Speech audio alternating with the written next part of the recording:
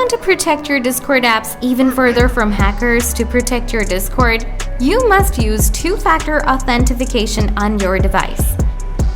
Enabling the two-factor authentication for your Discord apps by using an iPhone or Android is simple, but it also can be confusing. To set two-factor authentication, just watch this video and follow along with the process. So, let's get started. Open Discord apps, tap Profile, tap Account, scroll down, tap Enable two-factor authentication. Enter your Discord account password. Tap OK. Tap Next. Now you need to copy this code first. Tap Next.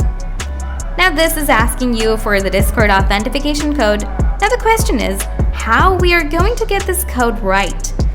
To get this code, first minimize this app. Open the Google Play Store, tap Search, type Google Authenticator apps. Install the apps. Now tap Open, tap Get Started, tap Enter the setup key. Now set your account name.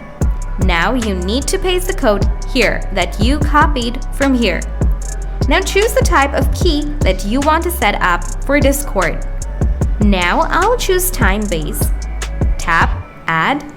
Now here is giving you a code, right? Now copy the code, go back to Discord, paste the code here.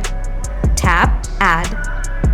Now, if you want, you can also add Enable SMS authentication if you want.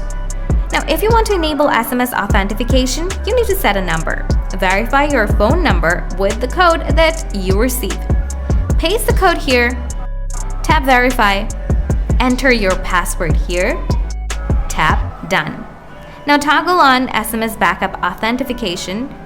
Now your two-factor authentication is activated. Now every time you're going to log in, you are going to get a code that you'll have to verify. So guys, this is how you can enable two-factor authentication on your Discord apps.